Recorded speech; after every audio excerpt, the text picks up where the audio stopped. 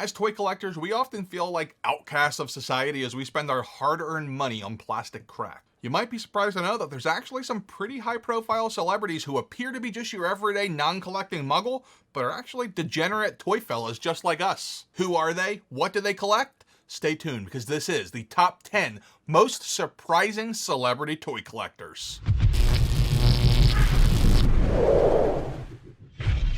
What's up, everybody? My name is Matt, often called Big Nerdy. We are the NWO, the Nerd World Order, and this is Nerdzoe. I am a 20-year toy collector, and I created this channel a little over a year ago to share my love of action figures and the way they help us escape the chaos of adulting. Recently, I even went all in, and now I own and operate my own toy shop, so I'm dealing plastic crack that's minty fresh, and sometimes I even get high on my own supply. For a long time, I have definitely gotten some sideways looks from people when they see me buying action figures. Nowadays, I don't worry about what the muggles think, and I fly my nerd flag high, and it's cool to see that there's some celebrities that do it just like us. I think I saved the most surprising of these celebrities for number 1. So we gotta start, of course, with number 10. Let's do this.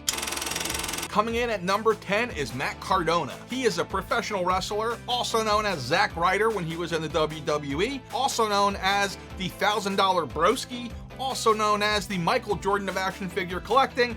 Dude's got a ton of AKAs. I only have Big Nerdy. Cardona is mostly known for his insane wrestling figure collection, but his collection also features a lot of other major lines like Star Wars, Ghostbusters, and Teenage Mutant Ninja Turtles. His wrestling collecting actually led to a podcast, the Major Wrestling Figure Podcast, which is, in my opinion, is one of the things that's making the toy collecting craze as popular as it is right now. He really brought it mainstream. And if you're not listening to that podcast, make sure you check it out. It's fantastic. Even if you're not a super wrestling figure collector, it's cool to just nerd out about toys with other collectors. I think my favorite part of Matt's collection is his full-size replica Han Solo in carbonite, which is obviously his favorite decoration.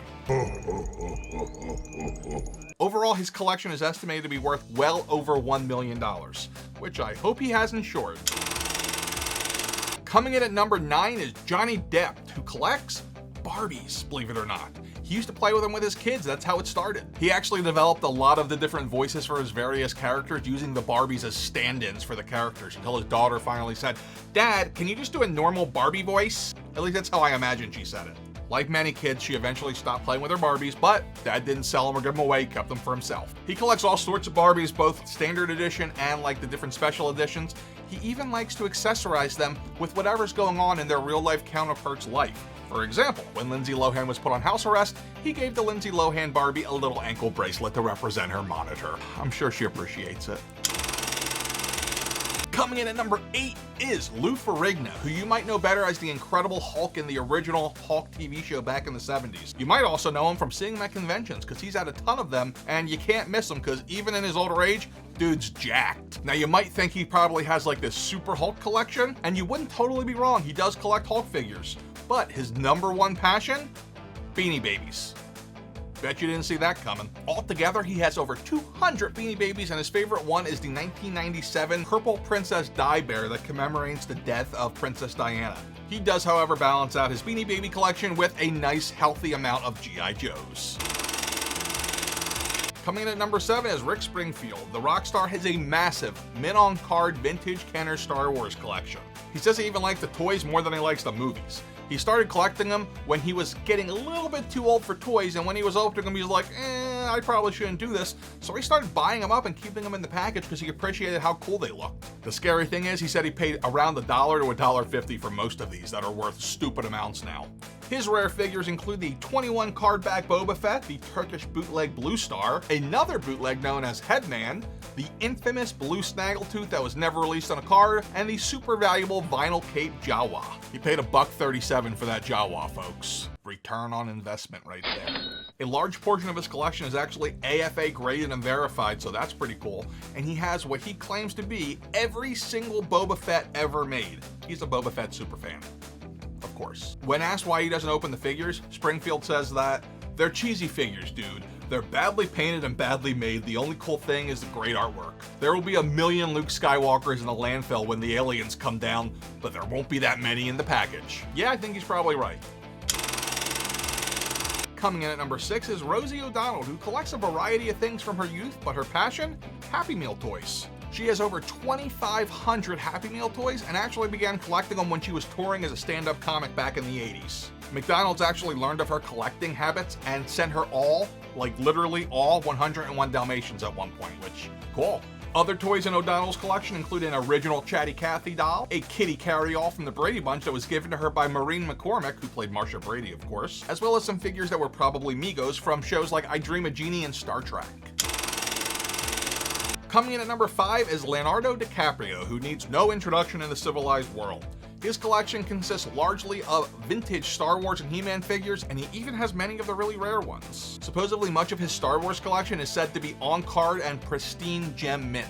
In addition to Star Wars, he also collects figures from other lines like E.T., 2001: A Space Odyssey, Planet of the Apes, and the A-Team. Over the years, he's actually auctioned off quite a bit of his collection for charity. Nobody actually knows how much of it he still has today, but I think it's pretty clear he's a very passionate collector.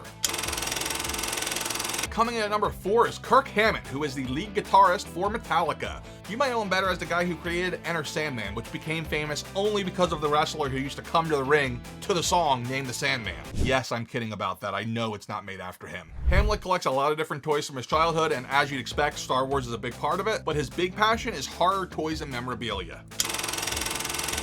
Coming in at number 3 is actor Christian Slater. Now talk about fate. Christian Slater actually was in one of the old Star Wars commercials back in 1980. He was a kid then. How crazy is that?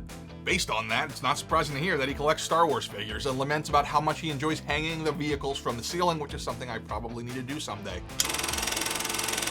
Coming in at number 2 is Robin Williams. The late actor was known as a great big nerd, which I love and makes me love him even more. Man, like, talk about a tragedy. That guy was amazing. It's said that he had an entire room in his home dedicated to just Star Wars, and the guy was a collector in general. He collected all sorts of different things. After his death, his daughter was on Twitter trying to help get people to identify some of these toys because they were so obscure, which was really sad, of course, obviously. Like, I've lost my father, and it's tough. I can't imagine how hard it is to like, go to strangers, and you know what? It might have been comforting in a way, but yeah, it's heartbreaking, the whole Robin Williams story in general. It's funny though, you can tell his daughter's a muggle because in the tweet she says, "Hey, my dad hoarded toys for a long time. Can you help me identify them?" Among Williams' favorite type of toys were any kind of robots and D&D figures, and the rumor is he actually was a player of Warhammer and painter as well. All right, let's go to number 1. I don't know if you've heard this before, but I had not actually heard it before I did the research for this video, and it's pretty freaking amazing. Coming in at number 1, Iron Mike Tyson, heavyweight champion of the world and baddest man on the planet. And what does he collect? X-Men. He is a huge Marvel fan and a very, very, very big X-Men fan. His favorite character is naturally a villain. It's Apocalypse. He's even known to debate people that Apocalypse could defeat Galactus in battle. I don't know about that. I think my favorite part of this, though, is that Mike Tyson actually quoted Apocalypse in a post-match interview once. How dare them challenge me with their somewhat primitive skills? They're just as good as dead. If you didn't know, Mike Tyson went to prison in 1992 and he was there for a few years. Stan Lee sent him comics though, so he kept his nerd game going. Unfortunately, Mike was in prison when the 92 X-Men series came out, which kinda sucks because that entire era was the golden era of cartoons. In fact, if you check out this video here, I put them into a tier list as to which ones are best, so you can go back now and watch them with your kids. Who am I kidding? I also watch them by myself. Remember, you have to get old, but you don't have to grow up. Just remember to be cool and stay nerdy. Later.